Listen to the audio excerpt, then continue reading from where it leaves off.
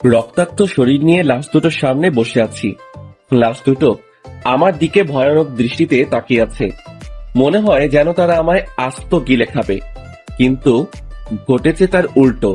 আমি তাদেরকে গিলে খেয়ে নিয়েছি। ঠিক তখনই আরাফাত আরো বেশ কয়েকজন ছেলে পেলে চলে আসে। ভাই, আপনার শরীরের এই অবস্থা কেন? আর লাশ দুটো সামনে পড়ে আছে যে, এরা কারা? আরাফাত, এরা আমায় মারতে এসেছিল, কিন্তু তারা এটা জানে না যে যাকে তারা মারতে এসেছে সে একটা ভয়ঙ্কর নরপিশাচ। ওই বরাবরের মতন এই হলো, আমায় মারতে এসে নিজের প্রাণ হারালো। আচ্ছা শোন, লাশ দুটোকে গুম করে ফেল, এদের অস্তিত্ব সহ যেন কেউ কোনোদিন খুঁজে না পায়। আচ্ছা ভাই, আপনি সেসব নিয়ে একদম টেনশন করবেন না। আমরা লাশ দুটোকে জায়গা মতো দাফন করে দিব। কেউ আর কোনোদিন তাদের খোঁজও পাবে না। আর ভাই, আপনি এবার গিয়ে রক্তমাখা শরীরটা ধুয়ে ফেলুন। আচ্ছা, আমি গেলাম, তোরা এদিকটা সামলে ফেল। তারপর সেখান থেকে বাসায় চলে এলাম। বাসায় এসে ওয়াশরুমে ঢুকে নিজেকে ধুয়ে মুছে আয়না থেকে মানুষের রূপে ফিরিয়ে আনলাম। রাত বাজে 11টা। বাসায় আমি ছাড়া আর কেউ নেই, আর থাকবেই বা কি করে? আমার তো পরিবার বলতে কেউ নেই, তাই একা বাসা নিয়েই থাকি। তারপর ফ্রেশ হয়ে এসে শুয়ে পড়লাম। খাওয়া দাওয়ার কোনো মুড নেই আজকে, কারণ যেদিনই কাউকে দুনিয়া থেকে বিতাড়িত করি সেদিনই খাওয়ার মুড থাকে না, তাই সেভাবেই ঘুমিয়ে পড়লাম। পরের দিন সকালবেলায় ঘুম থেকে উঠে রেডি হয়ে নিলাম, কারণ কলেজে যেতে হবে। ও হ্যাঁ, আমার পরিচয় তো দেওয়াই হয়নি। চলেন কলেজে যেতে যেতে সংক্ষিপ্ত করে পরিচয়টা দিয়ে দেই। আমি আকাশ মাহমুদ, সেটা তো কারোর অজানা নয়। পড়ালেখা অনার্স শেষ বর্ষ। পরিবার বলতে কেউ নেই, ছোটকাল থেকেই এতিমখানায় বড় হয়েছি। বাকি সমস্ত কিছু গল্পের সাথে থাকলে জানতে পারবেন। আপনাদের সাথে কথা বলতে বলতে কলেজে এসে পৌঁছেছি।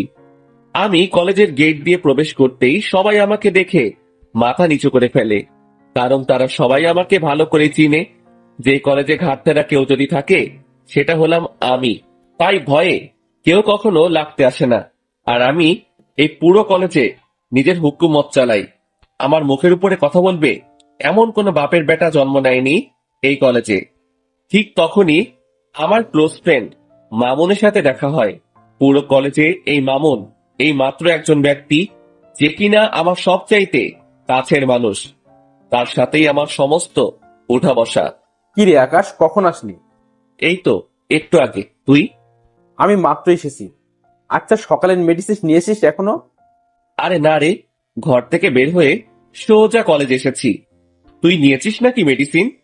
আরে না, আমিও তোর মতন ঘর থেকে বের হয়ে সোজা কলেজেই এসেছি। আচ্ছা দাঁড়া, একজনকে দোকানে পাঠাচ্ছি। ঠিক তখনই পাশ দিয়ে একটা ছেলে হেঁটে যাচ্ছিল। এই এদিকে আয় তো। ছেলেটা আকাশের ডাক শুনে তাড়াতাড়ি আকাশের কাছে আসে। জি ভাইয়া। পকেট থেকে টাকা বের করে ছেলেটার হাতে ধরিয়ে দিলাম। যা তো সামনের দোকান থেকে 2টা বেনসন সিগারেট নিয়ে আয়। ভাইয়া প্লিজ, টাকাটা আপনার কাছে রেখে দিন, আমি আমার টাকা নিয়ে আনতেছি। আরে লাগবে না, তুই টাকাটা নে। ভাইয়া প্লিজ, আপনি টাকাটা রেখে দিলে অনেক খুশি হতাম। আচ্ছা ঠিক আছে, যা। তারপর ছেলেটা সিগারেট আনতে চলে গেল। মামুন এত সময় ধরে এই মেডিসিনের কথাই বলছিল। আচ্ছা বল, কিরকম হালচাল তোর? এই তো দোস্ত তোর। আমার আর কি, ওই একই রকম কাটে দিনকাল। আচ্ছা আকাশ, তোকে তো একটা কথা বলতে ভুলে গেছি। আজ নাকি কলেজে অনার্স প্রথম বর্ষের অ্যাডমিশন পরীক্ষা হবে। সেই বিষয়ে কি তুই কিছু জানিস? হ্যাঁ শুনেছিলাম।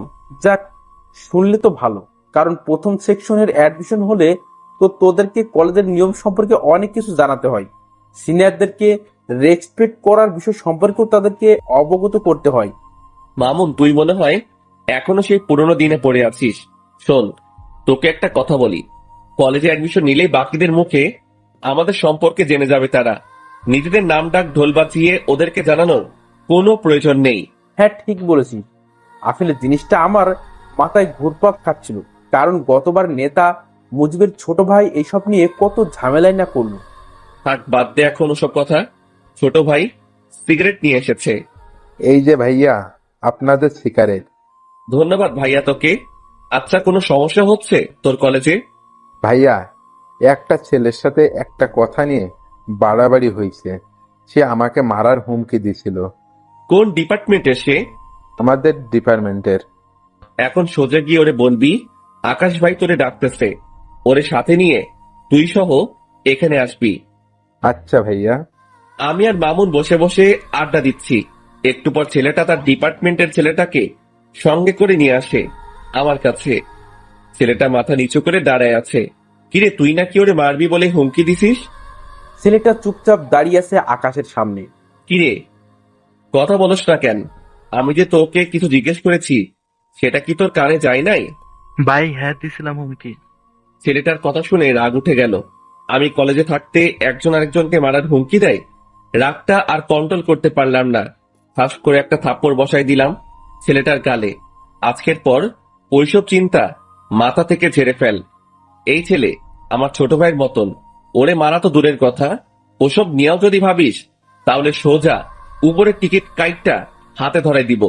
ভাই আমার ভুল হয়ে গিয়েছে, আজকের পর কোনোদিন ওর সাথে ভেজাল করব না। শুধু ওর সাথে কেন, কারোর সাথেই করব না।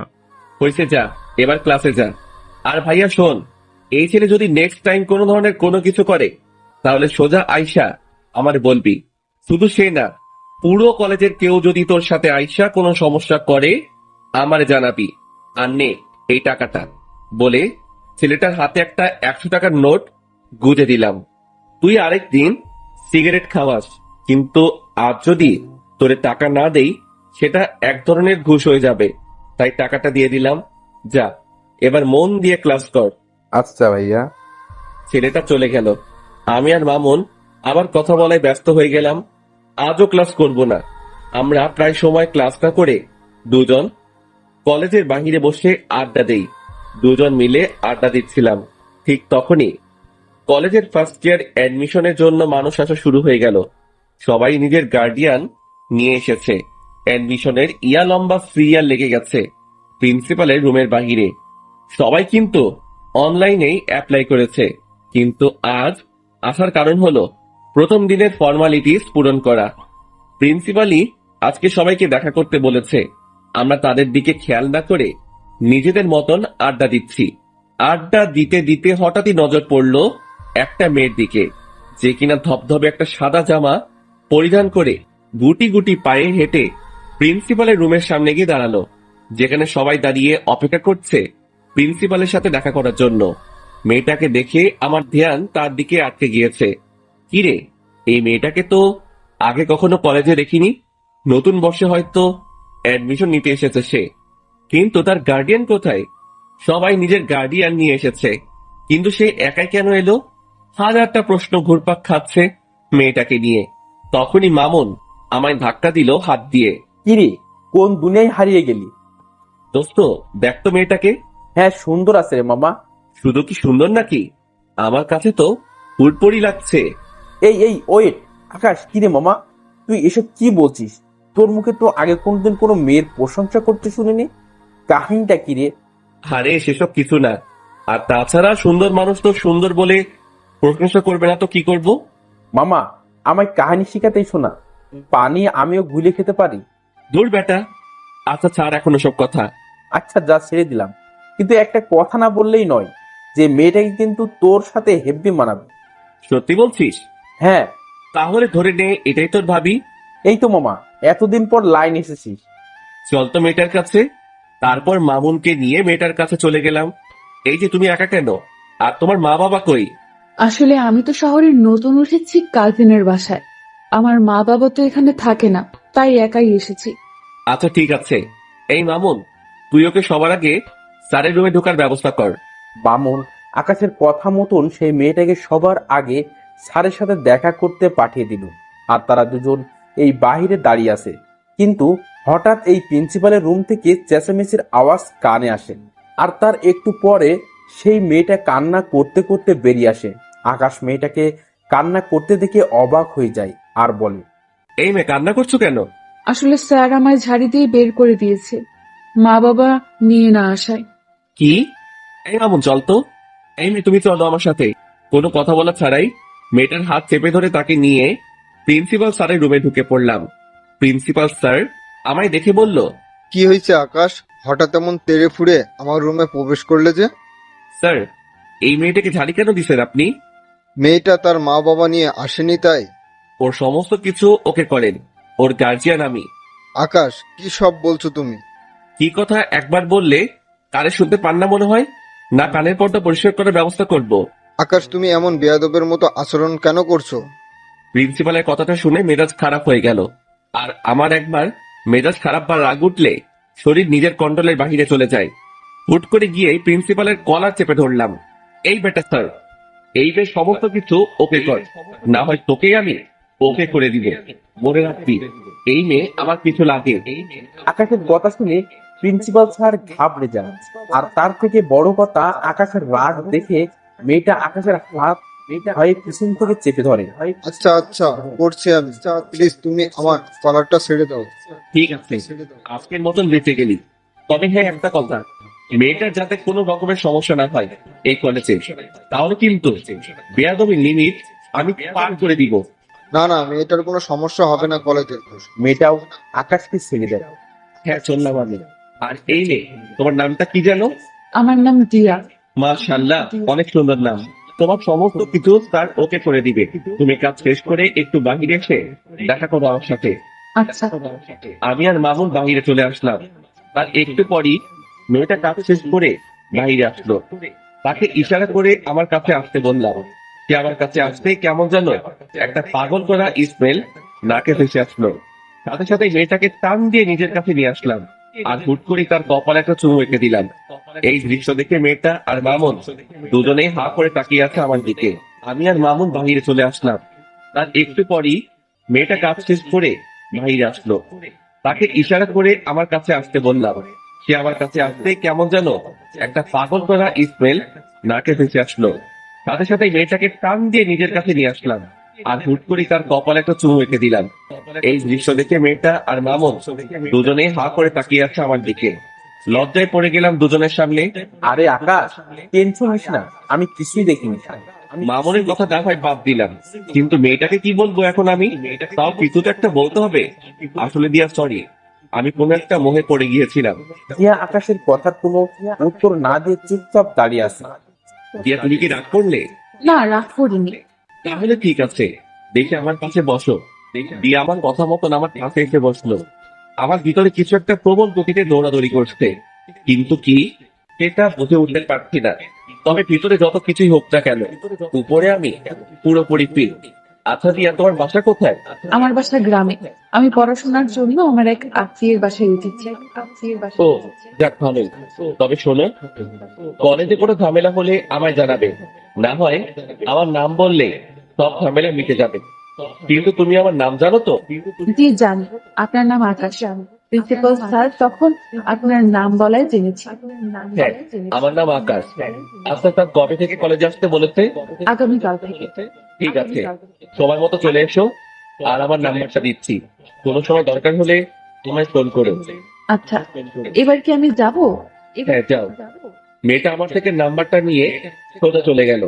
আমি মেয়েটা চলে যাওয়ার দিকে এক নজরে তাকিয়ে আছি, কিন্তু অবাক করা বিষয় ঘটলো যখনই আমি মামুনের দিকে তাকালাম, তখন মামুন আমার দিকে চোখ পাকিয়ে তাকিয়ে আছে। কিরে মামুন, আমার কি হলো? আকাশ, মেয়েটা এই অল্প সময়ের মাঝেই তোর ভিতরে শক্ত করে গেঁথে গেছে মনে হচ্ছে। জানি না রে কিছু আমি। না জানিস বললে তো আর হয় না, কারণ নিজের চোখেই সব দেখলাম। যে ছেলে কোনদিন কোনো মেয়েকে পাত্তা দেয় না, সে আজকে একটা মেয়েকে চুমু পর্যন্ত খেয়ে ফেলেছে। শুধু তাই নয়, মেয়েটার ভালো মন্দের খোঁজ নেওয়া হচ্ছে আমার। আরে মামুন, কি শুরু করলি বলতো? হ্যাঁ, সত্যি বললে মানুষ চেপে যায়। থাক, আর কিছু বলবো না। হ্যাঁ, তুই আর কিছু না বলেই ভালো। মামুন চুপ হয়ে গেল। আর তখনই পকেটে থাকা ফোনটা বেজে ওঠে। ফোনটা হাতে দিয়ে দেখি ছোট ভাই আরাফাতের ফোন। সাথে সাথে ফোনটা রিসিভ করলাম। কি রে, হঠাৎ এই সময় ফোন দিলি যে? কিছু হয়েছে নাকি? না ভাই, তেমন কিছু না, তবে বিশাল একটা জিনিস হাতে লেগেছে। কি? ভাই, যেই ছেলেগুলো আপনাকে মারতে এসেছে তারা মাস্টার নামক একটা গ্যাংয়ের ছেলেগুলো। কিন্তু অবাক করা বিষয় হলো, কেউ তাদেরকে হায়ার করেছে, কেউ তাদেরকে আপনাকে মারার জন্য। আর যে হায়ার করেছে সে একটা মেয়ে। আমি সেই মেয়েটা সম্পর্কে খোঁজ লাগলো শুন, কিন্তু কোনো খবরেই বের করতে পারিনি, তবু এইটুকু বের করতে পেরেছি, মেয়েটা নাকি অনেক বড় মাফিয়া, যার ধরাছোঁয়ার কাছে যেতে হলেও নাকি 1000 বছর লেগে যাবে। আরাফাতের মুখে এসব কথা শুনে মতো খেয়ে গেলাম। হঠাৎ একটা মেয়ে আমায় মারার জন্য এটু করে কেন লেগেছে? আমি তো কারোর তেমন কোনো ক্ষতি করিনি। আচ্ছা ঠিক আছে, আমি দেখছি সেসব বিষয় নিয়ে। আচ্ছা ভাই। আর ওইদিকে ছেলেপেলের কি খবর? হ্যাঁ ভাই, ভালোই। যাক, ভালো হলেই ভালো। আচ্ছা শোন, এখন ফোনটা রাখলাম, পরে কথা বলবো। নে তোর সাথে আমি। তারপর ফোনটা রেখে দিলাম। ফোন রাখতেই মামুন জিজ্ঞেস করলো, কি রে, কি হয়েছে রে? আরে রাফাত খবর দিল আমায় যে ছেলেগুলো মারতে এসেছিল তাদেরকে নাকি কে কন্ট্যাক্ট দিয়েছে, আর যে কন্ট্যাক্ট দিয়েছে সে নাকি একটা মেয়ে। কি সাংঘাতিক ব্যাপার বাপরে। আচ্ছা বাদ দে এখন ওসব কথা, চল এখান থেকে যাওয়া যাক। হ্যাঁ চল, আমি বাসায় যাবো। তারপর দুজন সেখান থেকে উঠে গেলাম। দুজনের বাসার জন্য রওনা হয়েছি। দেখতে দেখতে বাসায় পৌঁছে গেলাম। বাসায় এসে কিছু কাপড় চোপড় অপরিষ্কার ছিল, সেসব ধুয়ে মুছে শুকাতে দিলাম। তারপর খেয়ে দিয়ে ঘুমিয়ে পড়লাম।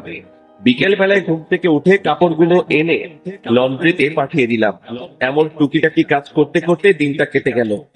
পরের দিন সকালবেলায় রুম থেকে উঠে রেডি হয়ে কলেজের উদ্দেশ্যে রওনা হব। তখনই থানার ওসি ফোন দিল আমায়। আকাশ ভাই, আপনি একটু আসবেন থানায়, আপনি এসে দেখা করুন, আপনার সাথে জরুরি কিছু কথা ছিল।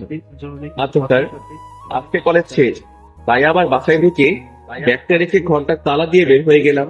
তারপর সোজা থানার পথে রওনা হলাম। হঠাৎই মাথায় এলো দিয়া আজ কলেজে আসবে, আর আজকেই তার প্রথম দিন। তাড়াতাড়ি মামুনকে ফোন দিলাম। হ্যাঁ দোস্ত বল। আজ হয়তো কলেজে আসতে হবে না, তুই একটু দিয়াকে দেখে শুনে রাখিস, কারণ আজকে তার প্রথম দিন, তার সাথে কোনো ধরনের কোনো সমস্যা না হয়। আচ্ছা তুই সেসব নিয়ে চিন্তা করিস না, আমি কলেজের সামনেই আছি, আমি সবটা দেখছি। মামুনের সাথে কথা বলে আকাশ ফোন রেখে দেয়। আকাশ থানার উদ্দেশ্যে রওনা হয়, আর এদিকে মামুন দিয়ার জন্য অপেক্ষা করছে। দিয়া আসতেই মামুন তাকে কলেজের ভিতর দিয়ে আসে আর সবাইকে কড়াভাবে বলে দেয় যে দিয়াকে যেন কেউ কোনো ধরনের বিরক্ত না করে, কারণ সে আকাশের পরিজা। মামুনের মুখে এমন কথা শুনে সবাই অবাক হয়ে যায়, কারণ তারা কেউ মামুনকে চিনেই না। তখন মামুন আবার বলে, কথাটা একবার বলেছি, এই একবারে যেন সবার কানে ঢোকে, না হয় পরের বার শোনার জন্য কেউ আর সেই অবস্থা থাকবে না। মামুনের কথায় সবার বিষয়টাকে নিজের ভিতরে ঠিক করে নেয় যে এই মেয়েকে কোনো রকম প্যারা দিলে জীবন হারাতে হবে, কারণ যেই ছেলে পুরো ক্লাসের সামনে এমন উঁচু গলায় কথা বলতে পারে সে মানুষও ফাইন করতে পারবে। অন্যদিকে মামুন তাদের বলে ক্লাস থেকে বের হয়ে যায়। দেখতে দেখতে সময় পার হয়ে যায়। আকাশ থানার ওসির সাথে এখনো বসে বসে কি যেন জরুরি কথা বলছে। ঠিক তখনই দিয়ার নাম্বার থেকে আকাশের কাছে ফোন আসে। সে দিয়ার ফোন থেকে চমকে ওঠে। কি রে, হঠাৎ কি কারণে দিয়া ফোন দিল? না, ফোনটা রিসিভ করি। ফোনটা রিসিভ করতে ওপর পাশ থেকে দিয়ার কান্নার আওয়াজ ভেসে আসলো। ফোনের অপর পাশ থেকে দিয়ার কান্নার আওয়াজ শুনে কলিজাটা মোচড় দিয়ে ওঠে। এই দিয়া, কি হয়েছে?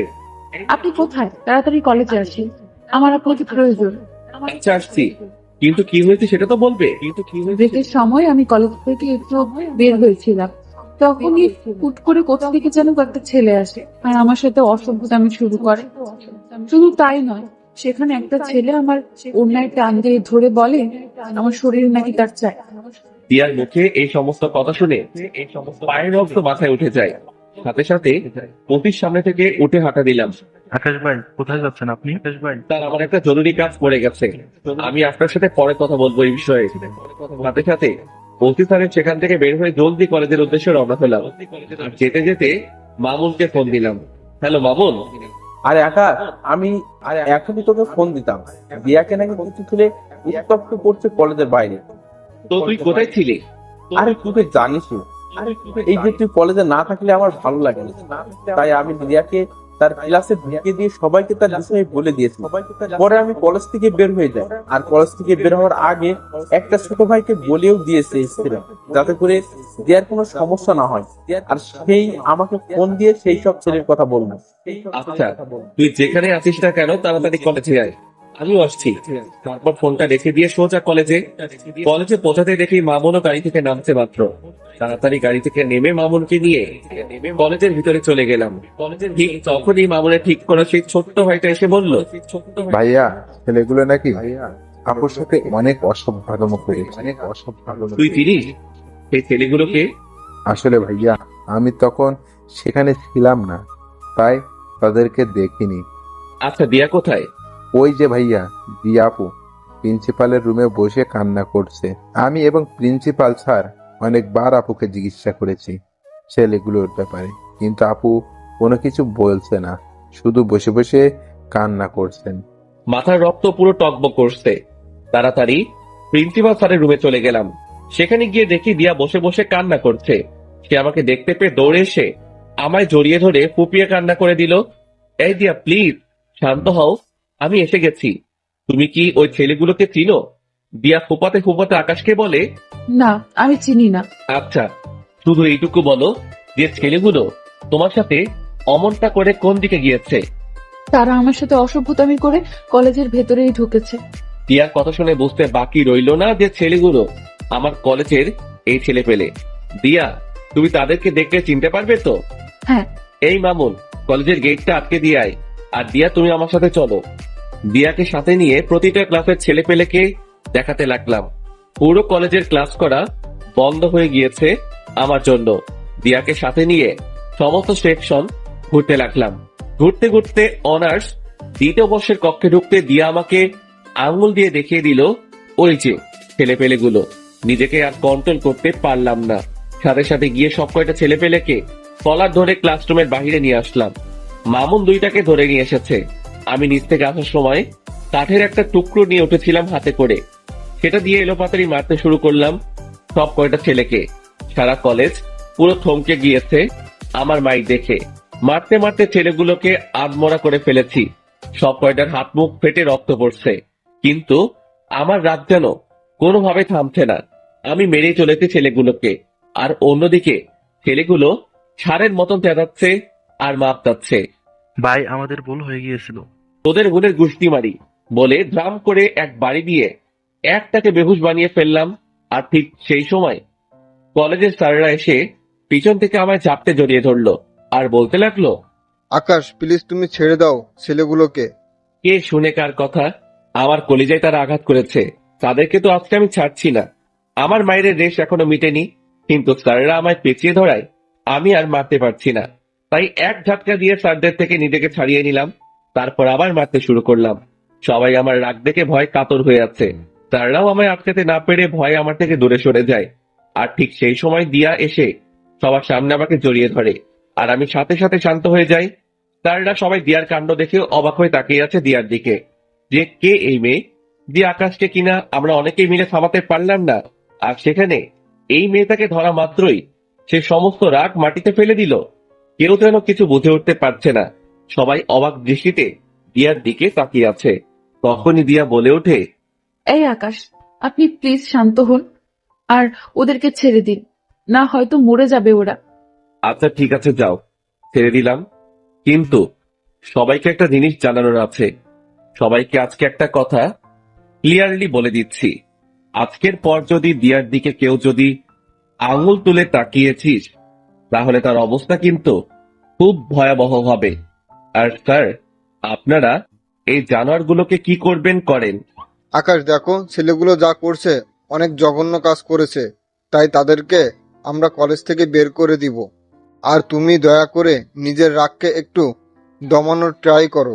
হ্যাঁ মানছি, তোমার অনেক নাম ডাক আছে, আর তুমি কলেজের জন্য অনেক বড় একটা ভূমিকা পালন করো। তুমি না থাকলে হয়তো আমাদের কলেজের দাঙ্গা ফাসাদ সেগুলো লেগেই থাকতো। শুধু তাই নয়, অন্যান্য কলেজের ছেলেপেলেরাও আগে এসে এই কলেজের ছেলেদের সাথে ঝামেলা করতো, কিন্তু তুমি আসার পর তা আর হয় না। তবে একটা জিনিস তোমার মাথায় রাখতে হবে, যে এই কলেজের শিক্ষক যারা আছেন তারা তোমার গুরুজন, তাই সেই বিষয়টা একটু খেয়াল রাখিও। জি স্যার, সেটা খেয়াল রাখবো। তবে একটা জিনিসই আমার মাথায় কাজ করে না, যে এই ছেলেগুলো আমাদের কলেজের ছেলে হয়েও তারা এই কলেজের স্টুডেন্টের সাথে অসভ্যতামো করে। শুধু অসভ্যতা বললে ভুল হবে, তারা নোংরামি করে। কত বড় বুকের পাটা তাদের। আকাশ, এই বাজে আচরণের জন্যই আমরা তাদেরকে বের করে দিব। জি স্যার, ফয়সালা আপনাদের। আর আমি দুঃখিত স্যার, কলেজের পরিবেশটাকে খারাপ করার জন্য। আপনারা প্লিজ আবার ক্লাস নেওয়া শুরু করেন, আর স্টুডেন্ট ভাইরা সবাই যে যার ক্লাসে চলে যান। আমার কথা শুনে সবাই সবার মতন ক্লাসে চলে গেল, কিন্তু দিয়া আমার সাথে দাঁড়িয়ে আছে। এই দিয়া, ক্লাস করবে না তুমি? না, আমি ক্লাস করব না। তো কি করবে? আপনার সাথে থাকবো আর গল্প করব। আচ্ছা ঠিক আছে। তারপর দিয়াকে নিয়ে নিচে চলে গেলাম। নিচে বলতে আমি আর মামুন রোজ যেখানে বসে আড্ডা দেই সেখানে নিয়ে গেলাম দিয়াকে।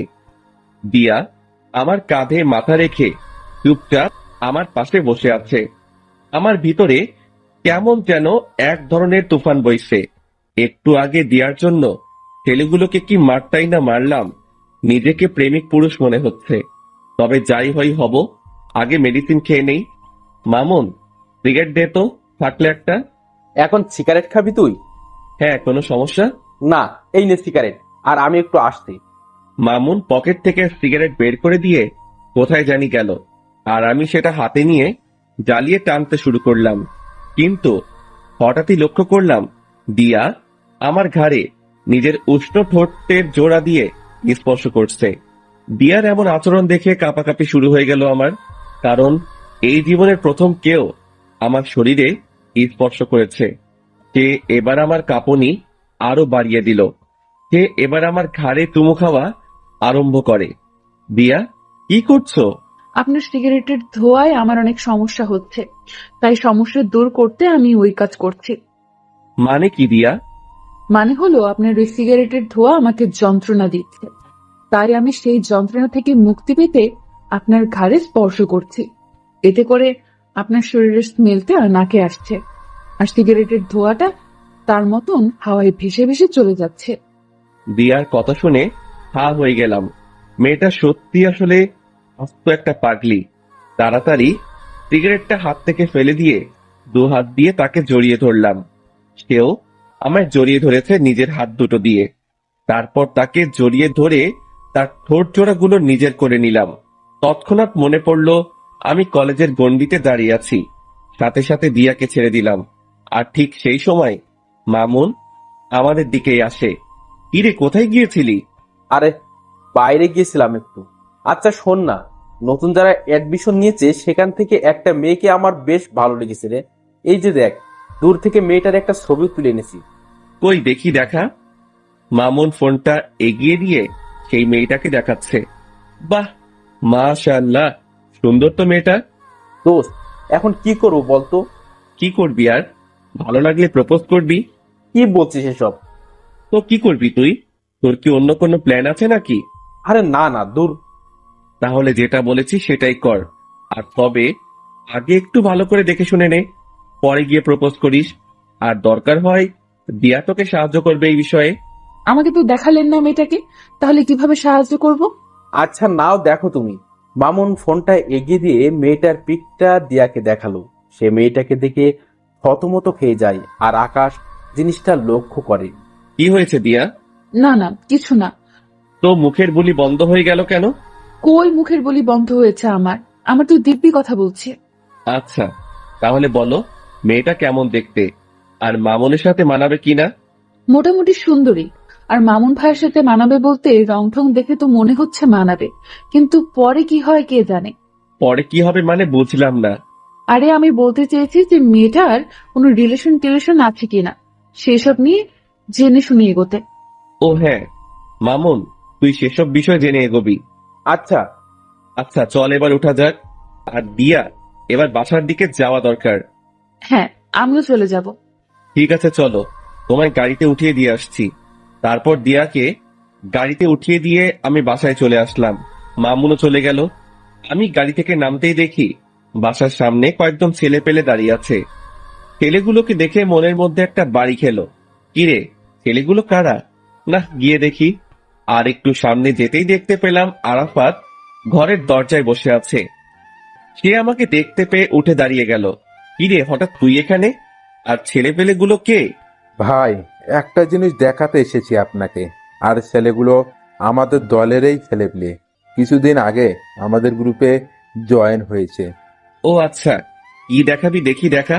আরাফাত পকেট থেকে ফোন বের করে আকাশের হাতে দিয়ে বলে, ভাই ছবিটা দেখেন, এই ছবির মেয়েটাই নাকি সেই মাফিয়া মেয়েটা যে আপনাকে মারার জন্য ছেলেগুলোকে সুপারি দিয়েছিল। আরাফাতের হাত থেকে ফোনটা নিয়ে ছবিটার দিকে তাকাতেই বড় সড়ো একটা শক খেলাম। ও আল্লাহ, কি করে সম্ভব এটা? এটা তো সেই মেয়ে যাকে মামুন পছন্দ করে, যার ছবি সে আমাকে আর দিয়াকে দেখিয়েছিল। আরাফাত, তুই কি শিওর এটাই সেই মেয়ে? ভাই তথ্য তো সেমনটাই পেলাম। কিন্তু আমার কেন জানি মনে হচ্ছে এই মেয়েটা সেই মাফিয়া মেয়েটার না। তবে আমার সন্দেহের তালিকা থেকেও বের করতে পারছি না, কারণ এই মেয়ের পিক মামুন এনে দেখালো, আবার সেই মেয়ের সাথেই মাফিয়া মেয়েটার সংযুক্ত। সবকিছুই কেমন যেন গোলমাল পাকিয়ে যাচ্ছে।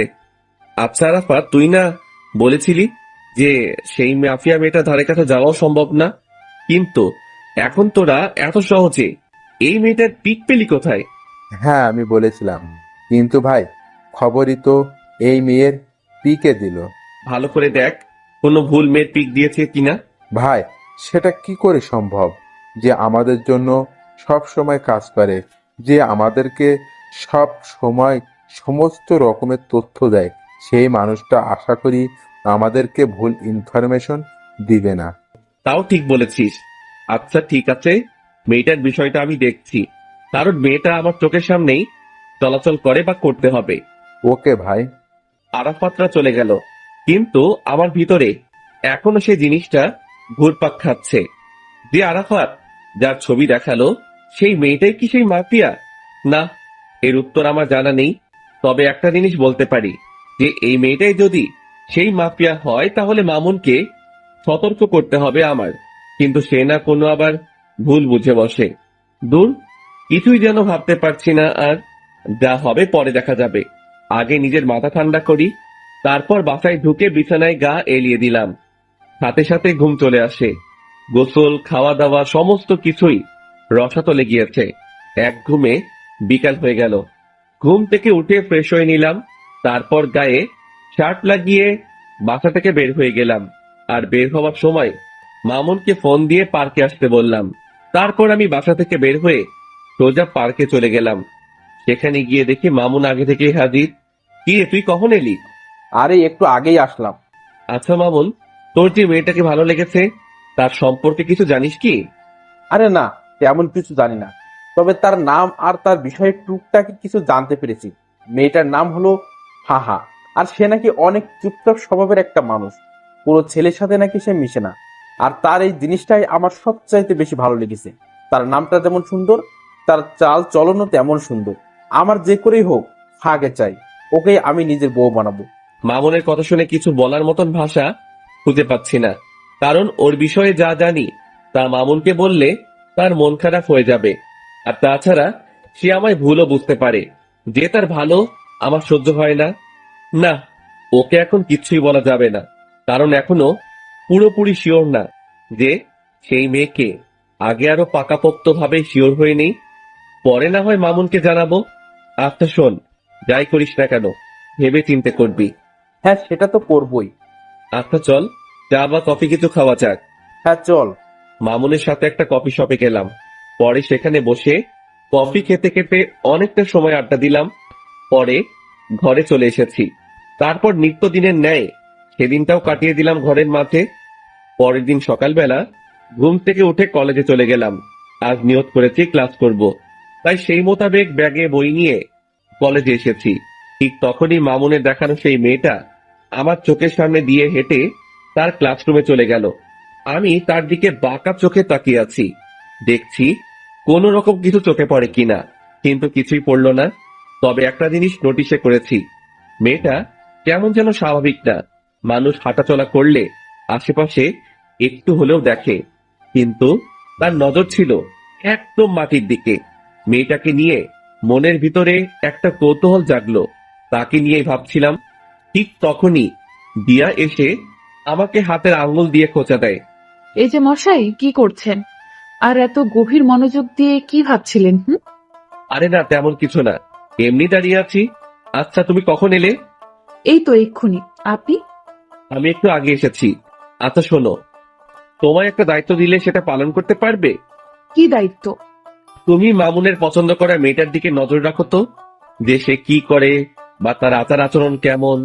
হঠাৎ ওই মেয়েকে নিয়ে আপনার চিন্তার মাত্রা বাড়লো কেন শুনি? আরে, মামুন আসলে মেয়েটাকে অনেক ভালোবেসে ফেলেছে, তাই তার বিষয়ে একটু ভালো মন্দ জানার জন্য তোমায় বললাম আর কি। কারণ আমি চাই না আমার বন্ধু কোনো খারাপ মেয়ের সাথে রিলেশনে যাক। আরে, সে তো খারাপ না। মানে, তার বিষয়ে তুমি কি করে জানলে? আসলে হয়েছে যে মেয়েটার চলাচল দেখে খারাপ মনে হয়নি, সেটা বলতে চেয়েছিলাম। দিয়ার কথা শুনে কেমন যেন একটা খটকা লাগলো। আচ্ছা, তাও খবর নাও। আর এখন গিয়ে সোজা ক্লাসে মন দিবে। একটা কথা, আমি যেন কখনো তোমায় কোনো ছেলের সাথে হাসি ঠাট্টা করে কথা বলতে না দেখি। বারে, হাসি ঠাট্টা করলে কি হবে? কারণ তুই খালি আমার সাথে হাসি ঠাট্টা করবি। কেন? আমি আপনার সাথে কেন হাসি ঠাট্টা করতে যাব? কারণ তুই আমার। ইস, আমায় কি নিজের নামে রেজিস্ট্রি করে রেখেছেন নাকি? মেয়েটার কথা শুনে মেজাজটা খারাপ হওয়ার উপক্রম হচ্ছে। হ্যাঁ, তোকে আমি নিজের নামে রেজিস্ট্রি করে নিয়েছি, আর এখনো করব। বলে এক টান দিয়ে দিয়াকে নিজের বাহুডরে নিয়ে নিলাম। তারপর তার সমস্ত মুখমণ্ডলে চুমু খেতে লাগলাম। চুমু খেতে খেতে তার ঠোঁটে এসে আটকিয়েছি। হঠাৎই সে আমার থেকে নিজেকে ছাড়িয়ে নিল। আই, পাগল হয়ে গেছেন আপনি? মানুষের সামনে এমন আচরণ কেউ করে? আমি করি, কারণ তুই খালি আমার। আচ্ছা ঠিক আছে, আমি না হয় আপনার, কিন্তু মানুষজন দেখলে কিভাবে বলুন তো? কে কি ভাববে সেসব নিয়ে আমার কোনো মাথা ব্যথা নাই। আমার মাথা ব্যথা হচ্ছে তোমাকে নিয়ে। তুমি কোনো ঝামেলা না করলেই হয়। আচ্ছা হয়েছে, এবার পাগলামো বন্ধ করুন। আর আমি কোনো ঝামেলা টামেলাতে নেই। আর ঝামেলা করতে চাইলেও তো করতে পারবো না, কারণ আপনি আমায় আস্ত গিলে খেয়ে ফেলবেন। শুধু গিলে খাবো না, সেদিন একদম জোর করে তোকে নিজের করে নিব। দুনিয়ার মহলে আর আসতে দিব না। বাপ রে বাপ, কি সিরিয়াস টাইপ মানুষ আপনি। হ্যাঁ, আমি অনেক সিরিয়াস। আচ্ছা, এবার ক্লাসে যাও। অনেকটা সময় নষ্ট হয়েছে কথা বলে। তোমার ক্লাসও হয়তো শুরু হয়ে গিয়েছে। ঠিক আছে, যাচ্ছি। দিয়া ক্লাসে চলে গেল, আর অন্যদিকে আমি আমার মতন ক্লাসে চলে এলাম। সবাই আমাকে ক্লাসে দেখে চুপচাপ হয়ে গেল। আমার ক্লাসের স্যার এখনো আসেনি। আমি স্বাভাবিকভাবে একটা টেবিলের উপরে বসে পড়লাম। তার কিছু সময় পর মামুন আসলো। সে এসে আমার পাশে বসলো। দুজন একটু কথা বলে স্যারের জন্য অপেক্ষা করছি। কিছুক্ষণ পর অপেক্ষার প্রহর কাটলো। স্যার ক্লাসে আসলো, এসে ক্লাস নিতে শুরু করলো। আজ অনেক কয়টা ক্লাস করেছি, আর মাত্র 1 ঘন্টা বাকি। এই মামুন, আজকের মতো ক্লাস এখানেই শেষ রে। আজকে আর ক্লাস করবো না। আচ্ছা চল, আমিও বেরিয়ে যাব। শেষ ঘন্টা না করে মামুনের সাথে বেরিয়ে গেলাম। ক্লাস থেকে বের হয়ে মামুনকে বললাম, মামুন চল তো, দিয়ার ক্লাস থেকে ঘুরে আসি। হ্যাঁ চল, এই সুযোগে আমি ফাঁকে দেখতে পারবো। মামুনকে নিয়ে দিয়ার ক্লাসে চলে গেলাম। দিয়া আমাকে দেখতেই ক্লাস না করে সকলের সামনে ব্যাগ হাতে নিয়ে চলে গেল। এই দিয়া ক্লাস করবে না? না, আমি আর ক্লাস করব না। এই মেয়ে, আর 1 ঘন্টা আছে খালি ক্লাস শেষ হতে। ক্লাসটা শেষ করে বের হও একদম। দিয়া হঠাৎ করেই সকলের সামনে চেঁচিয়ে ওঠে। এই যে আমি বলেছি না যে আমি আর ক্লাস করব না। এই দিয়া, এতটা হাইপার হচ্ছ কেন তুমি? কারণ আমার এখন আর ক্লাস করতে ইচ্ছে করছে না, কিন্তু আপনি আমাকে ক্লাস করতে জোর করছেন, তাই হাইপার হয়েছি। তো কি করবে এখন? কি করব আর, আপনার সাথে বসে বসে ভালো কিছু মুহূর্ত কাটাবো। দিয়ার কথা শুনে ভিতরে লাড্ডু ফুটেছে মতন অবস্থা। আচ্ছা ঠিক আছে, দিয়াকে নিয়ে আমাদের বসার অবস্থানে চলে এলাম। মামুনও আমাদের সাথে এসেছে। দোস্ত, মেয়েটাকে দেখতে পেলি? না রে, তাকে তো ক্লাসের কোথাও দেখিনি। কারণ সে আপনারা আসার 1 ঘন্টা আগে ক্লাস থেকে বেরিয়ে গিয়েছি। ও আচ্ছা, কিন্তু কোথায় গিয়েছে?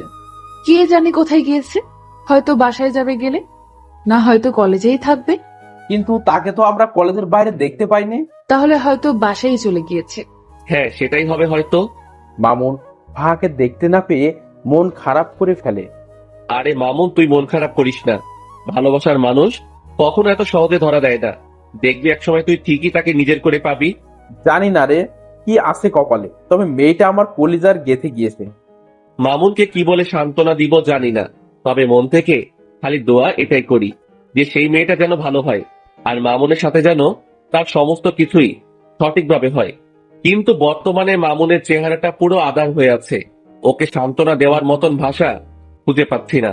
তখনই মামুন বলে ওঠে, আকাশ, তোরা থাক, আমি বাসায় চলে গেলাম। আচ্ছা ঠিক আছে, চল আমরাও আজকে বাসায় চলে যাব। কিন্তু শোন, কালকে সেই মেয়েটা কলেজে আসলে আমি তোর বিষয়টা দেখব। তুই ভালো করে জানিস যে আজ পর্যন্ত কোনো কাজে আমি ফেল হইনি, তো তোর ব্যাপারেও হব না। ধন্যবাদ বন্ধু। তারপর সবাই সবার মতন বাসায় এসে গেলাম। দিয়াকে তার বাসায় পাঠিয়ে দিয়ে মামুন আর আমি যে যার মতন চলে গেলাম। এদিকে আমি বাসায় আসতেই দরজার নিচে একটা খাম চোখে পড়লো। কে যেন একটা খাম আমার দরজার নিচে রেখে গেছে। কৌতূহল করে সেটা হাতে উঠালাম। সেটা হাতে নিয়ে বুঝতে পারলাম খামটার ভিতরে কোনো একটা কিছু আছে। তারপর খামটা খুলতেই দেখি ভাঁজ করা একটা সাদা কাগজ। কৌতূহলটা যেন আরো বেড়ে গেল। কাগজের ভাঁজটা খুলে দেখি কিছু লেখা আছে কাগজটাতে। কোনো কিছু না ভেবে লেখাটা পড়তে শুরু করলাম। আপনি যাকে আপন ভাবছেন সে আপন নয়। মনে রাখবেন, বিকেল বেলায় সূর্য মেঘের আবরণে ঢেকে গেলে পরের সকালে সেই সূর্যই আবার নতুন রূপে আকাশে উদিত হয়। তারপর আর কিছু লেখা নেই। লেখাটা পড়ে আমার ভিতরটা মোচড় দিয়ে উঠল, কারণ লেখাটা আমায় কি ইঙ্গিত করতে চাইছে তা আমি বুঝে ফেলেছি। তাড়াতাড়ি কাগজটা ভাঁজ করে পকেটে রেখে দিলাম। তারপর চাবি দিয়ে দরজা খুলে বাসায় ঢুকে সোফায় গা ছেড়ে দিয়ে বসে পড়লাম। মাথাটা ভো ভো করে ঘুরছে, মনে হচ্ছে যেন নিজের ভিতরেই ঘূর্ণিঝড় বইছে। অনেকটা সময় সোফাতে বসেই কাটিয়ে দিলাম। দেওয়াল ঘড়িটার দিকে নজর পড়তেই দেখি ঘড়ির কাঁটা 2টা ছাড়িয়ে গেছে। তাড়াতাড়ি সোফা ছেড়ে উঠে ফ্রেশ হতে চলে গেলাম। কিছুক্ষণ পর ফ্রেশ হয়ে ওয়াশরুম থেকে ফিরে আসলাম। তারপর খাবার খেতে খেতে মাথায় আসলো আরাফাতের কথা। যেই ভাবা সেই কাজ। তাড়াতাড়ি খাওয়া দাওয়া সেরে আরাফাতকে ফোন লাগিয়েছি। হ্যাঁ ভাই, বলেন। শোনো, আমার কেন জানি মনে হচ্ছে মাফিয়া মেয়েটা আমার খুব নিকটে। তুই সেই মেয়েটা সম্পর্কে একটু ভালো করে জাস্টিফাই কর। আচ্ছা ভাই। পর ফোনটা রেখে দিলাম। কিন্তু আমার মনের ভিতরে বাড়ি খাচ্ছে অন্য কিছু নিয়ে। আমার মনে হয় না যে সেই ফাহা মেয়েটাই মাফিয়া। ধুর, এসব নিয়ে আর ভাবতে পারছি না। মাথায় আর চাপ না নিয়ে ঘুমিয়ে পড়লাম। বিকেল বেলায় মামুনের ফোন পেয়ে ঘুমটা ভেঙে গেল। কিরে মামুন, হঠাৎ ফোন দিলি যে? তোর সাথে একটু জরুরি কথা ছিল। তুই এখন কোথায় আছিস? কোথায় থাকবো আবার, বাসায় আছি। আচ্ছা, রেডি হয়ে শপিং মলে চলে আয়। ওকে। তারপর ফোনটা রেখে দিয়ে রেডি হয়ে শপিং মলে চলে গেলাম। সেখানে গিয়ে দেখি মামুন চোখ মুখ কালো করে বসে আছে। কিরে, কি হয়েছে রে? আকাশ, আসলে আমার কাছে একটা মেইল এসেছে। সেখানে কে যেন 2 বাক্যের কিছু একটা লিখে পাঠিয়েছে। কি সেটা? সেখানে লেখা আছে, ভাবিয়া করিবেন কাজ, না হয় হয়ে যাবে দের। আপনি যা হোক সাধারণ ভাবিতেছেন, সে আসলে ভয়ঙ্কর এক রক্তচোষা। এই লেখাটা কে যেন মেইল করেছে। এটার মানে কি আকাশ? মামুনের মেইলের 2 শব্দের বাক্য শুনে ভিতরটা পুরো শুকিয়ে গেছে। কারণ এই 2 শব্দের বাক্যটার অর্থ আমার জানা। মামুন আসলে কেউ একজন আমাদেরকে অনেক সতর্ক করতে চাইছে যে আমরা হয়তো কোনো বড়সড় বিপদে ফাঁসতে চলেছি। তাই কেউ একজন আমাদেরকে আড়াল থেকে বাঁচাতে চাইছে। কি সব বলছিস আকাশ? আমি সত্যি বলছি, কারণ তোকে মেইল করেছে আর আমাকে দিয়েছে চিঠি। এই সমস্ত কিছুর পিছনে একজন আছে, সে হচ্ছে মাফিয়া মেয়েটা। আর সেই মাফিয়া মেয়েটাই হয়তো আমাদের আশেপাশে ঘুরঘুর করছে আমাদেরকে মারার জন্য। আর আমরা তাকে ভালো মনে করে তার সাথে চলাফেরা করছি। তাই কেউ একজন আমাদেরকে সতর্ক করতে চাইছে। আকাশ, সবকিছুই যেন আমার মাথার উপর দিয়ে যাচ্ছে। আচ্ছা, তুই এসব নিয়ে টেনশন করিস না। তুই শুধু পাহাড় বিষয়টা নিয়ে ভাব, বাকি সমস্ত কিছু আমি সামলে নিব। আরে, ওই মাফিয়া মেয়ের মতন কত শত মেয়ে আসছে আর গেছে, কোনো দিন কেউ কোনো ক্ষতি করতে পারিনি, হাত পারবেও না। তো খামোকা টেনশন না করাই ভালো। আর যদি কিছু হয় সেটা সময় দেখা যাবে। আকাশ, তাও টেনশন হচ্ছে রে। একদিকে ফাঁকে নিয়ে টেনশন, অন্যদিকে সেই মাফিয়া মেয়েটা। আরে বেটা, কিসের এত টেনশন তোর? হ্যাঁ, আচ্ছা, যা বাদ দিলাম সমস্ত কিছু। এবার কি অর্ডার করব বল? যা খুশি কর। আচ্ছা। মামুন তার নিজের মতন খাবার অর্ডার করলো। তারপর দুজন মিলে খেয়ে দিয়ে অনেকটা সময় আড্ডা দিলাম। রাত বাজে 8টা। তারপর সেখান থেকে দুজনের মতন চলে এলাম। আমি বাসায় পৌঁছাতেই আরাফাত ফোন দিল। ভাই, অনেক বড় একটা জিনিস বের করেছি। কি? ভাই, যার ছবি দেখিয়েছি সে মাফিয়া মেয়েটা না। কেউ যেন বুঝে আমাদেরকে গোমরা করার জন্য সে মেয়ের পিক দিয়েছে। এখানে মাফিয়া মেয়েটা অন্য কেউ। ইন্না লিল্লাহ, যেটা ভেবেছিলাম সেটাই হয়েছে। আচ্ছা, ঠিক আছে, তোরা মাফিয়া মেয়েটার খোঁজ লাগানো চালু রাখ, আর আমি আমার মতন কাজ চালিয়ে যাচ্ছি। আচ্ছা ভাই। তারপর ফোনটা রেখে দিলাম। পরের দিন সকালবেলায় ঘুম থেকে উঠে কলেজে চলে গেলাম। কলেজে গিয়ে দেখি দিয়া কলেজের বাহিরে দাঁড়িয়ে আছে। দিয়া, বাহিরে দাঁড়িয়ে আছো কেন? আপনার জন্যই অপেক্ষা করছিলাম। ও তাই? হুম। আচ্ছা চলো, ভিতরে চলো। দিয়াকে নিয়ে কলেজের ভিতরে ঢুকে আমাদের সেই বসার প্লেসটাতে বসে পড়লাম। দিয়াকে আজ কেন জানি খুশি খুশি লাগছে, কিন্তু আমার ভিতরে সেই মেয়েটাকে নিয়ে জটলা পেকে আছে। এই যে আপনার চোখ মুখ কালো কেন? আরে না, এমনিতেই। আমার তো মনে হয় না যে এমনিতেই। আমার তো মনে হচ্ছে যে কিছু একটা হয়েছে। আরে না, বললাম তো। আচ্ছা ঠিক আছে, না হলে নাই। এবার দেখি আমাকে জড়িয়ে ধরে বসুন। হঠাৎ এমন পাগলামো করার মানে? পাগলামো কোথায় করছি? হ্যাঁ, আমি আমার প্রিয় মানুষটাকে জড়িয়ে ধরতে চেয়েছি। এটাতে পাগলামো কোথায়? দিয়ার কথা শুনে মুখে তালা লেগে গেল। মেয়েটার মনেও হয়তো আমার জন্য জায়গা হয়ে গিয়েছে, কিন্তু সে স্থির নেই। সে নিজেই আমাকে জড়িয়ে ধরে কাঁধে মাথা রাখলো। ঠিক তখনই দেখি ফাহা নামক মেয়েটা আসছে, আর তার পিছনে পিছনে মামুন। দিয়া, আমায় ছাড়ো তো একটু, আমি ফাহার সাথে একটু কথা বলবো মামুনকে নিয়ে। দিয়া আমার কথা শুনে আমায় ছেড়ে দিল। আমি সেখান থেকে উঠে ফাহার কাছে চলে গেলাম। এই যে ফাহা, তোমার সাথে আমার কিছু কথা আছে। ভাইয়া, আমি জানি আপনি আমায় কি বলবেন, কিন্তু বিশ্বাস করুন, আমার মনের অবস্থা ভালো নেই। কিছু একটা নিয়ে অনেক ঝামেলায় আছি। যদি কিছু মনে না করেন, তাহলে কথাটা কালকে বললে হয় না? ফাহার কথা শুনে হতমত খেয়ে গেলাম। আমি কি বলতে চাইছি সেটা সে জানলো কি করে? মাথায় তো কিছুই খেলছে না। তাও নিজেকে স্বাভাবিক রেখে বললাম, আচ্ছা ঠিক আছে, কালকে বলবো। ধন্যবাদ ভাইয়া। মেয়েটা তারপর চলে গেল, আর তখনই মামুন এসে হাজির। দোস্ত, কি বলবো রে? তেমন কিছুই বলেনি, আর বলবেই বা কি করে? কারণ আমি তোর কথা তো তাকে বলিনি। কারণ তার নাকি আজ মন খারাপ, তাই সে কালকে শুনবে বলেছে আমার কথা। ও আল্লাহ জানে কি রিয়াকশন আছে ওর। মামুন, তুই নিশ্চিন্ত থাক। আর একটা জিনিস আমি লক্ষ্য করেছি, সে কিন্তু তোর বিষয়ে অলরেডি খবর পেয়ে গিয়েছে। কারণ তার হাবভাব দেখে সেটা আমি বুঝে নিয়েছি। সেটা কি করে জানলো? কি করে জেনেছে সেটা আমি জানি না, তবে সে যে জেনেছে সেটা আমি শিওর। আকাশ, এখন কি হবে আল্লাহ জানে। কি হবে আর? সে তোর বউ হবে। আকাশ, তুই ঠাট্টা করিস এখনো? ঠাট্টা না, সত্যি বললাম। সত্যি হলে তো ভালোই। আচ্ছা চল এবার ক্লাসে যাওয়া যাক। তারপর সবাই সেখান থেকে উঠে যে যার মতন ক্লাসে চলে গেলাম। আজও প্রায় অনেক কয়টা ক্লাস করেছি, তবে শেষের ঘন্টাটা করিনি। শেষের ঘন্টা না করে আমি আর মামুন কলেজের বাহিরে একটা খালি জায়গা আছে, সেখানে দাঁড়িয়ে দাঁড়িয়ে সিগারেট খাচ্ছি। হঠাৎই দেখি সেদিন কলেজের যে ছেলেগুলোকে আমি মেরেছিলাম দেওয়ার জন্য, সেই ছেলেগুলো আরো সাথে অনেক ছেলে পেলে মিলে আমার দিকেই এগিয়ে আসছে। সবার হাতেই লাঠি ছোটা। ছেলেগুলোকে দেখে আমি মামুনকে বললাম, মামুন, তাড়াতাড়ি জায়গা ত্যাগ কর এখান থেকে। কিন্তু কেন? কারণ এখানে একটা বড় সড় ঝামেলা হবে। তুই তাড়াতাড়ি জায়গা ত্যাগ কর, আমি এদিকটা দেখছি। না, আমি তোরে ছেড়ে কোথাও যাচ্ছি না। যা হবে দেখা যাবে। তুই আসলে একটা ঘাওড়া মামুন। হ্যাঁ, যা বলার বলতে পারিস। আমি মামুনকে আর কিছু না বলে তাড়াতাড়ি আরাফাতকে মেসেজ করে বলে দিলাম। অন্যদিকে ছেলে পেলে গুলো আস্তে আস্তে আমার কাছে চলে আসলো। তারা এসেই আমার আর মামুনের উপরে প্রহার করতে শুরু করে। অনেক কয়জন ছেলে পেলে তাদের, আর এদিকে আমি আর মাত্র মামুন। কিন্তু আমরাও কম না, আমরাও প্রতিহার করতে শুরু করলাম। ঠিক সেই সময় হঠাৎ করেই ফায়ারিং এর আওয়াজ কানে আসলো। সাথে সাথে সবাই স্টপ হয়ে গেলাম। চোখ পাকিয়ে চারপাশটা দেখতে লাগলাম। চোখের সামনে কিছুই দেখতে পেলাম না, কিন্তু যেই না পিছনে ফিরেছি তখনই দেখি প্রায় শতাধিক ছেলে পেলে আমার পিছনে দাঁড়িয়ে আছে। সবার হাতে ভয়ঙ্কর ভয়ঙ্কর অস্ত্র।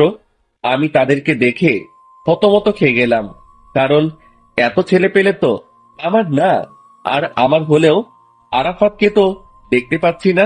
ঠিক সেই সময় তাদের ভিতর থেকে দিয়া আর ফাহা নামক মেয়েটা সামনে বেরিয়ে আসে।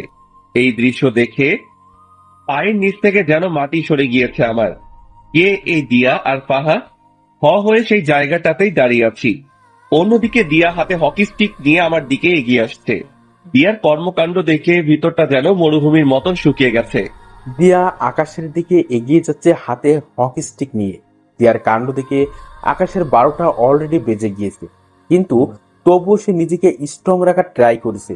দিয়া হকি স্টিক হাতে নিয়ে আকাশের শরীরে দ্রাম করে এক বাড়ি বসিয়ে দেয়, আর আকাশ সাথে সাথে চোখ অফ করে ফেলে। কিন্তু দিয়া বাড়িটা আকাশকে না মেরে মাটিতে মারে। আকাশ চোখ খুলতেই দেখে সে ঠিকঠাক ভাবে দাঁড়িয়ে আছে, আর দিয়া তার সামনে দাঁড়িয়ে মিটমিট করে হাসছে। কিরে পাগল, ভয় পেয়েছো বুঝি? আকাশের মুখ দিয়ে কোনো কথাই বের হচ্ছে না, সে রোবটের মতন দাঁড়িয়ে আছে। আয় পাগল, ভয় পাওয়ার কিছুই নেই। আমি তোমায় মারবো না, আমি মারবো তাদেরকে যারা তোমায় মারতে এসেছে। তারপর দিয়া সেই লাঠটা নিয়ে সেই ছেলেগুলোকে উড়োধুলো মারতে শুরু করে। ছেলেপিলেগুলোকে দিয়ার এত বিশাল দলবল দেখে প্রতিঘাত করার মতন দুঃসাহসও করতে পারছে না।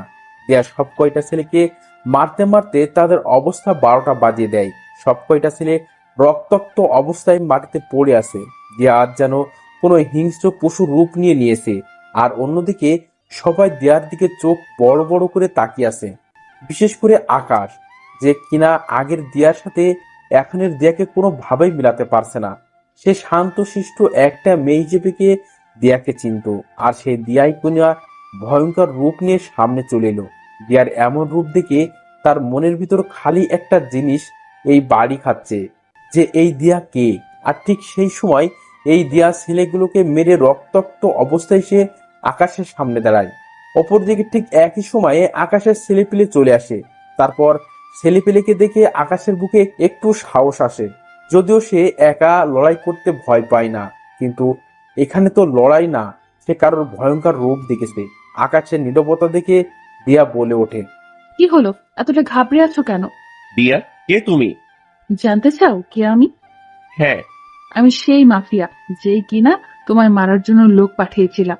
দিয়ার মুখে এমন কথা শুনে আকাশ থতমত খেয়ে যায়, আর অন্যদিকে আকাশের ছেলেপিলেরাও ক্ষিপ্ত হয়ে যায় দিয়ার উপরে। দিয়ার মুখে এসব কথা শুনে আরাফাত বলে ওঠে, ভাই, এদের সব কয়টাকে আজ এখানে মেরে দাফন করে দিব। আই ছেলে, এই ভুল ধারণা করতে যাস না। আমায় মারতে এসে উল্টো তোরাই মারা পড়বি। দিয়া, তাহলে আমার সাথে এভাবে ছলনা করার মানে কি? যদি আমাকে মারারই হতো তাহলে এভাবে ছলনা না করে আমায় মেরে ফেললেই পারতে। আই ছেলে, একদম চুপ। তোর ওই মুখে যেন আর একটা বাজে কথাও না শুনি। আর আমি এখন কি বলি সেটা মন দিয়ে শোন। হ্যাঁ, আমি তোকে মারতে চেয়েছিলাম, কারণ আন্ডারওয়ার্ল্ডের মাফিয়ার সাথে নাকি তুই বাড়াবাড়ি করেছিস। আর তাছাড়া দেশের অনেক কজন নেতাও নাকি তোর জন্য কিছু করতে পারে না, তাই তারা সবাই মিলে প্ল্যান করে তোকে মেরে ফেলার। তাই আমাকে পাঠিয়েছে তোকে মারার জন্য। কিন্তু আমি জানি যে তোর অনেক ক্ষমতা আছে, তুইও চাইলে আমার সাথে বরাবরের মতন টক্কর দিতে পারিস, বা আমায় মেরেও ফেলতে পারিস ব্যতিক্রম হলে। কিন্তু আমি এমন কোনো ঝামেলাই চাই না, কারণ আমি যেদিন প্রথম কলেজে আসি সেদিন তুই আমার চোখের পানি মুছে দিয়ে আমার কপালে চুমু খেয়েছিস। আমি যেদিন এই কলেজে আসি সেদিন তুই আমার জন্য স্যারের সাথে লড়াই করেছিস। শুধু তাই নয়, তুই আমার জন্য আরো অনেক কিছুই করেছিস। তোর জন্য সেদিন আমি ন্যায় বিচার পেয়েছি। তুই আমার জন্য সেই ছেলেগুলোকে মেরেছিস। তো আমি মানুষটা তোর সাথে বেইমানি করি কি করে? তবে হ্যাঁ, আমি তো বললাম যে তোকে আমি মারতে চেয়েছি, কিন্তু সেটা তোকে না জেনে শুনে। কিন্তু আমি যখন জানতে পেরেছি যে আমার জন্য যে দুনিয়ার সমস্ত প্রকার সমস্যার মুখোমুখি হতে পারে, আমি তাকে মারতে চলেছি, সেদিন আমি এই সমস্ত কিছু বাতিল করে দিই। কারণ তুই মানুষটাকে মারা আমার পক্ষে সম্ভব না, কারণ এমন একটা মানুষকে আমি কখনোই মারতে পারবো না। আর মারতে পারবো কি করে? আমিও তো তোকে ভালোবেসে ফেলেছি, আর ভালোবাসার মানুষকে কি কেউ মারে নাকি? দিয়ার কথা শুনে 1000 ভোল্টের একটা শক খেলাম।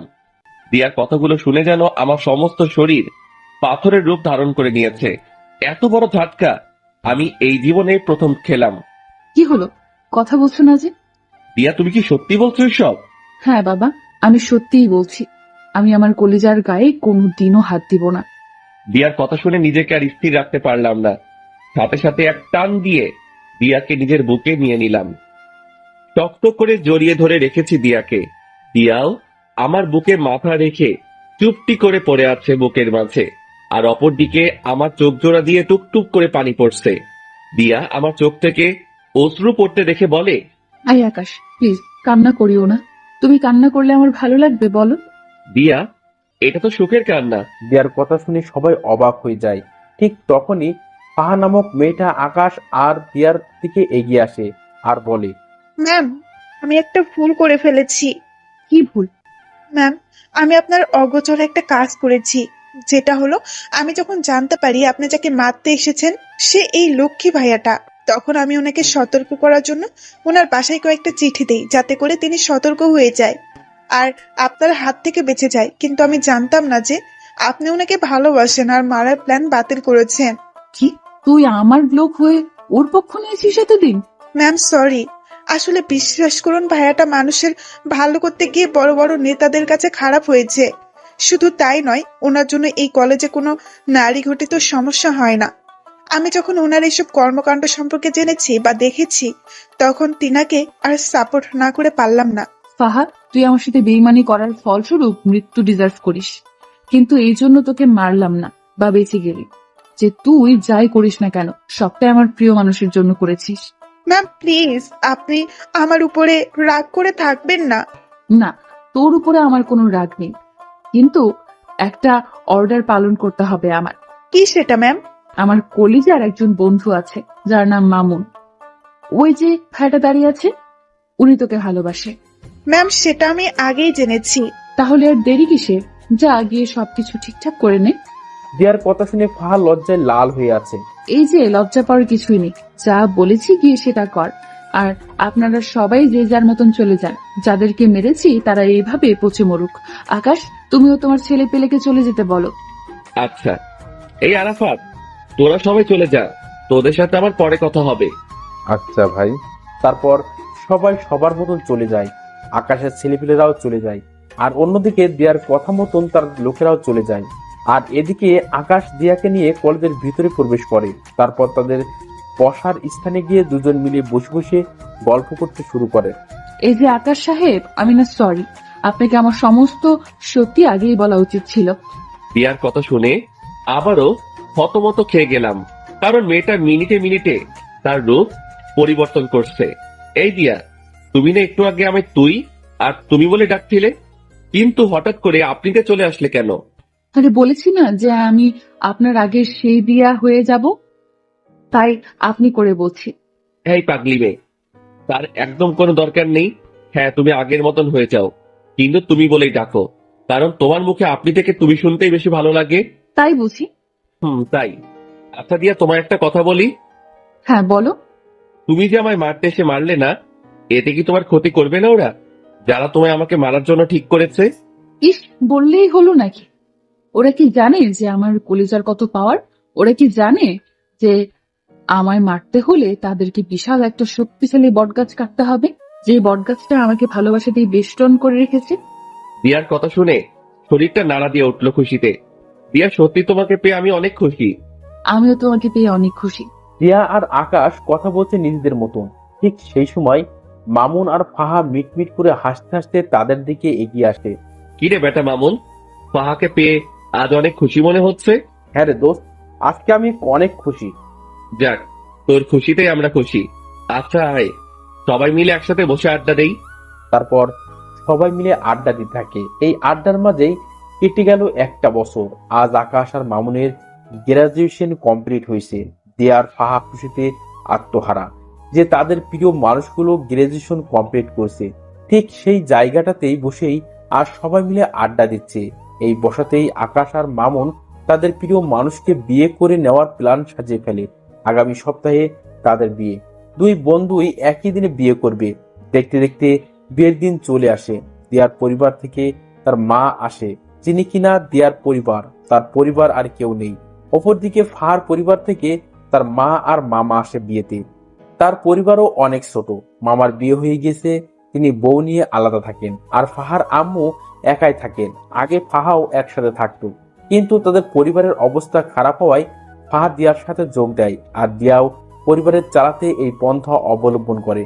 দেখতে দেখতে দুই বন্ধুর বিয়ে হয়ে যায়। এদিকে বিয়ের সমস্ত কাজ সম্পন্ন হওয়ার পর আকাশ বাসর ঘরের সামনে দাঁড়িয়ে আছে। তারপর দরজা খুলে ভিতরে ঢুকে সে ভিতরে ঢুকে দেখতে পায় সারা বাড়ি অন্ধকার। সে দিয়াকে ডাক দেয়, কিন্তু দিয়া কোনো সারা শব্দ করে না। দিয়ার সারা শব্দ না পেয়ে হাতিয়ে সামনের দিকে এগিয়ে যায়। আর ঠিক তখনই কেউ একজন চাকু নিয়ে আকাশের পেটে ঢুকিয়ে দেয়। আকাশ সাথে সাথে চেঁচিয়ে ওঠে, আর সাথে সাথেই রুমের বাতি জ্বলে ওঠে। Happy birthday to you my dear কলিজা। অবাক হয়ে গেলাম রুমের অবস্থা দেখে, কারণ রুমটা পরিপূর্ণভাবে সাজানো, আর সামনে দিয়া, ফাহা, মামুন সবাই কেক নিয়ে দাঁড়িয়ে আছে। এই পাগল, ভয় পেয়েছো বুঝি? আমার পেটে কে যেন ছুরি ঢুকিয়ে দিয়েছে। আরে পাগল, ওটা খেলনা ছুরি ছিল। কি? হ্যাঁ বলে দিয়া, আর বাকি সবাই হেসে দেয়। দিয়া, তুমি আমার বার্থডে সম্পর্কে জানো কি করে? ও মা, এটা কি কথা? যাকে ভালোবাসি তার জন্মদিন সম্পর্কে জানবো না, এটা কি করে হয়? দিয়ার কথা শুনে খুশিতে আত্মহারা হয়ে গেলাম। এতটাই আত্মহারা হয়েছি যে দিয়াকে সবার সামনে জড়িয়ে ধরে কিস করে শুরু করলাম। আর তখনই মামুন বলে ওঠে, ভাই তুই থাম, আগে আমরা বের হয়ে যাই, কারণ আমাদেরও তো আজকে বাসর ঘর। পরে তুই যা করার করিস। যা ভাগ ফাহাকে নিয়ে। মামুন আর ফাহা তাড়াতাড়ি রুম থেকে বের হয়ে চলে যায়, আর আমি দিয়াকে আদর করতে শুরু করি। দিয়া আমার স্পর্শে কেঁপে কেঁপে উঠছে। শুধু তাই নয়, আমার পাঞ্জাবি খামতে ধরে রেখেছে সে। কিন্তু আমি দিয়াকে আদর করা বাদ দিয়ে কোলে উঠিয়ে নিলাম।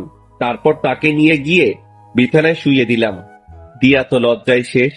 সে ভালো করে বুঝতে পেরেছে যে এখন কি ঘটবে তার সাথে, তাই সে লজ্জায় মুখ বালিশে লুকিয়ে রেখেছে। কিন্তু আমার রোমান্টিক পাঠকগুলোর লজ্জা শরম নাই দেখে এখনো হ্যাঁ করে তাকিয়ে আছে সমস্ত কিছু দেখার জন্য। ভাই, এরপর আর কিছুই বলা যাবে না। ভাগেন সবাই। বউ আমার, ইতিহাসও আমি রচনা করব, কিন্তু মাঝে আপনারা এভাবে বাধা দিলে তো ইতিহাস রচনা করতে সমস্যা হবে। তাই বলি কি, এবার সবাই উল্টো রাস্তা ধরে কেটে পড়ুন।